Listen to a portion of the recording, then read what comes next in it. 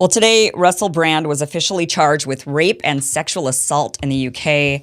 The charges involve four separate women. The alleged incidents span between 1999 and 2005, which is 20 to 25 years ago. I know a lot of people are jumping on that right there saying, oh, these are from so long ago. It's too long. But you have to remember with Bill Cosby, they were also really a long time ago. Many of them had passed the statute of limitations, but we still went after them.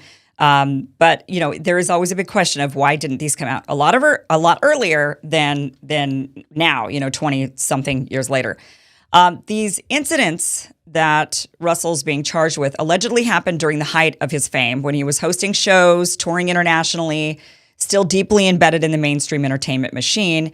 One woman says Brand raped her against a wall in his home. Another one was only 16 at the time. And she says that she was manipulated, emotionally abused while still in school, forced to do sexual acts she didn't want to. Brand, of course, is denying all of this. He says the accusations are false, politically motivated, and part of a coordinated attack to silence him for speaking truth to power. Here he is. Hello. Firstly, thank you for these incredible and overwhelming messages of support. We're very fortunate in a way to live in a time where there's so little trust in the British government. We're very fortunate, I suppose, that this is happening at a time where we know that the law has become a kind of weapon to be used against people, institutions, and sometimes entire nations that will not accept and tolerate levels of corruption that are unprecedented. I'm speaking particularly to those of you that are watching this in the UK. How do you feel about your legal system right now? How do you feel about some of the high-profile cases that are not being pursued and prosecuted? How do you feel that the Southport murders were handled? How do you feel about the government of Keir Starmer? Now, that's just sort of general context. I've always told you guys that when I was young and single, before I had my wife and family, who were just out of shot over there, my beautiful children, I was a fool, man. I was a fool before I lived in the light of the Lord. I was a drug addict, a sex addict, and an imbecile. But what I never was a rapist. I've never engaged in non-consensual activity. I pray that you can see that by looking in my eyes. I want to thank all of you for your continuing support. I want to let you know that our show will be on Rumble on Monday. Thanks for your support there. And of course, I'm now going to have the opportunity to defend these charges in court, and I'm incredibly grateful for that. In the meantime, you lot, stay free. And we will be continuing to discuss this matter. Praise the Lord.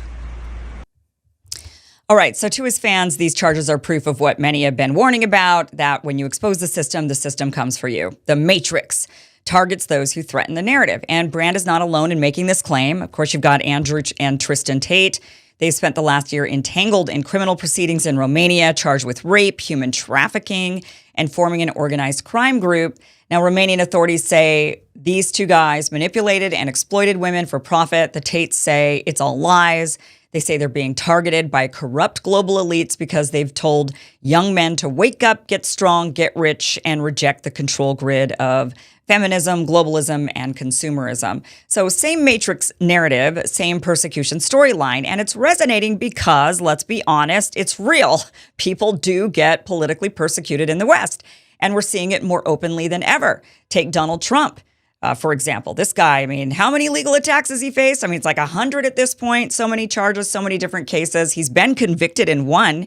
He's been fined hundreds of millions of dollars, and they've even tried to keep him off the ballot entirely by invoking the 14th Amendment. And whether you love him or you hate him, you cannot deny this is political lawfare. It's political warfare in a courtroom. In France, Marine Le Pen, the populist leader who's surged in recent years, was just convicted of essentially a bookkeeping error, and now she's barred from running for office. Convenient timing, considering her party is gaining ground and threatening the Brussels establishment.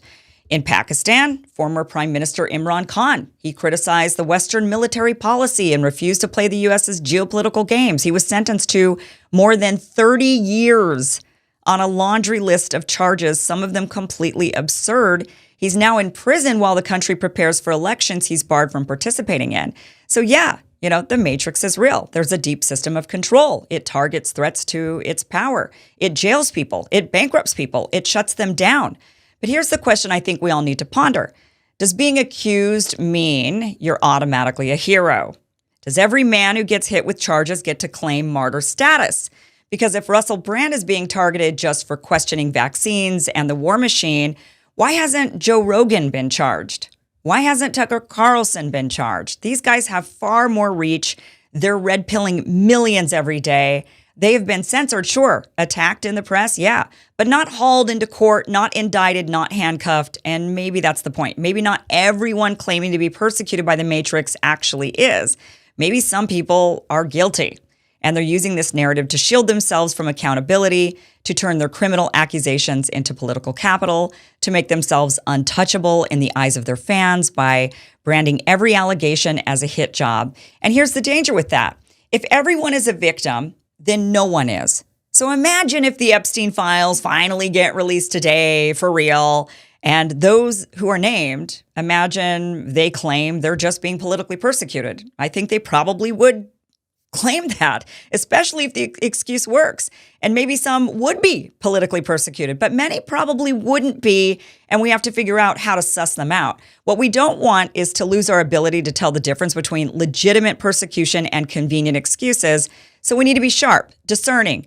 Just because someone speaks truth doesn't mean they are the truth. Sometimes the Matrix does go after real dissidents, and sometimes it's just the mask people wear when they get caught.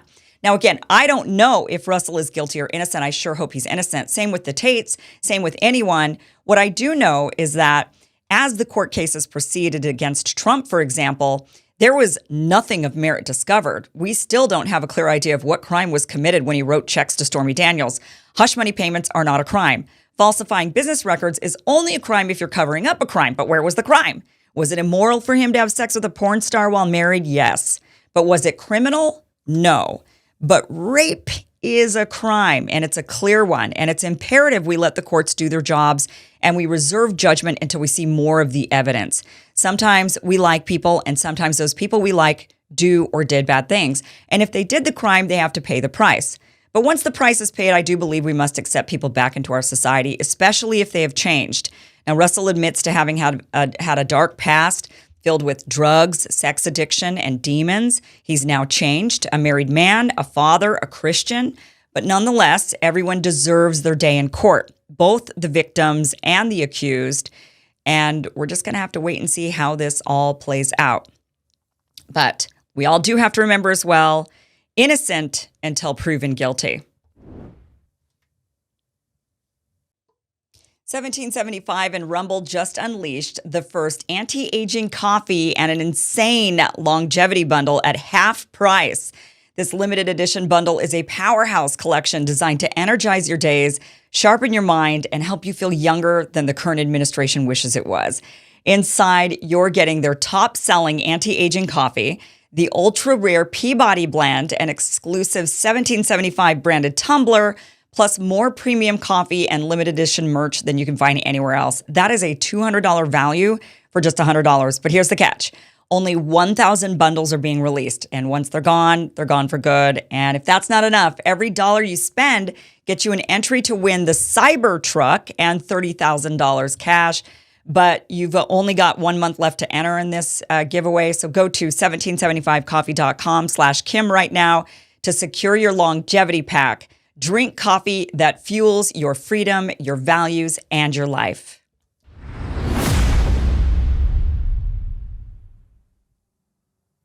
Thanks for watching this clip from the full Kim Iverson Show. You can check out the full show every Monday through Friday, 2 p.m. Pacific, 5 p.m. Eastern.